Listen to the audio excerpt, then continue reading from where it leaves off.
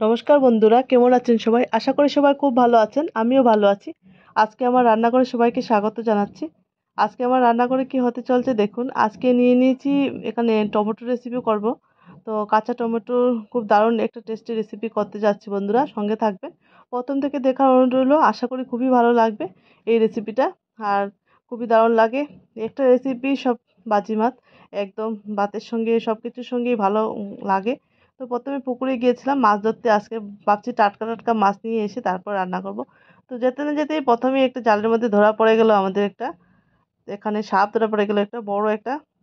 তো এই সাপ প্রথমে এটাকে ছাড়িয়ে দেওয়া হলো। তারপর মাছ মানে নিয়ে আসলাম এখান থেকে। শুধু সাপ যে উঠেছে তা না, মাছও উঠেছে, অনেক মাছ উঠেছে।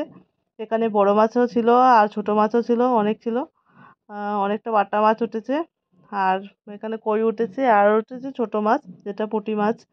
তো এই পুঁটি এখানে ভাবছি যে ছোট মাছটা দিয়ে এই রেসিপিটা করব, যেহেতু টমেটো বাড়ির গাছেরই টমেটো তো তুলে নিয়ে এসেছিলাম। আর টমেটো দিয়ে ছোট মাছ দিয়ে রান্না করব আজকে, ভাজি করব। তো খুবই দারুণ লাগে খেতে এই রেসিপিটা। আর প্রথমে মাছগুলোই কেটে নেওয়া হয়েছে, এখানে কেটে ধুয়ে পরিষ্কার করে নিয়ে এসেছি। আর এখানে টমেটোগুলোও একটু পাতলা পাতলা করে কেটে নিয়েছি। দেখতেই পাচ্ছেন কতটুকু পাতলা পাতলা করে কেটে নিয়েছি। যতটুকু পাতলা চেষ্টা করবেন কাটতে, খুবই ভালো লাগে তাহলে খেতে। আর এখানে নিয়েছি কয়টা কাঁচা লঙ্কাও নিয়ে নিয়েছিলাম। আর প্রথমে মাছগুলোকে একটু নুন হলুদ দিয়ে মাখিয়ে রাখছি, নুন হলুদ দিয়ে মাখিয়ে রাখবো। তারপর সেটাকে একটু ভালো করে ফ্রাই করে নেব, একটু লাল লাল করে, বেশ লাল লাল করে ভেজে তুলে রাখবো। আর যেহেতু টাটকা মাছ তাহলে খুবই ভালো লাগে খেতে, যে কোনো এক রান্নাতে করলেই ভালো লাগে, যে কোনো রেসিপিতে দিলে পরেই ভালো লাগে। আমি এই রেসিপিটা করছি খুবই সাধারণভাবে এবং খুবই ঘরোয়া উপকরণ দিয়ে, যেটা খেতেও বেশ দুর্দান্ত লাগে। আর এখানে আমি খানিকটা এখানে কাঁচা লঙ্কা দিয়ে দিয়েছি। কাঁচা লঙ্কার পরিমাণটা একটু বেশি রাখবেন। তারপরে এখানে সর্ষে দিয়ে দিয়েছি, সর্ষে ফোড়ন দিয়েছি। দিয়ে আমি টমেটোটা দিয়ে দিচ্ছি এবার। এবার আমি এখানে দিয়ে দেবো নুন, 1 চামচ নুন আর 1 চামচ হলুদ দিয়ে দেবো। বেশ আর কিছুই লাগবে না মশলা, খুবই কম মশলাতে এই রান্নাটা হয়ে যায় এবং খেতেও বেশ লাগে, দুর্দান্ত লাগে। আর তারপর আমি মাছগুলি দিয়ে দেবো। মাছগুলো দিয়ে টমেটোর সাথে ভালো করে মিশিয়ে নিচ্ছি।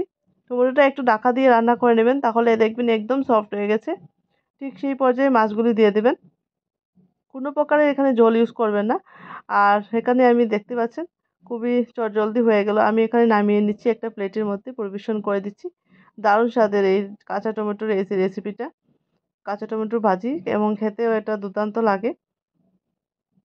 গরম গরম ভাতের সঙ্গে এরকম একটা রেসিপি থাকলে জাস্ট জমে যায়। অসম্ভব টেস্টি একটা রেসিপি, আপনারাও বাড়িতে ট্রাই করবেন এই রেসিপিটা। যদি ভালো লাগে থাকে অবশ্যই লাইক শেয়ার কমেন্ট করবেন। Thank you for watching.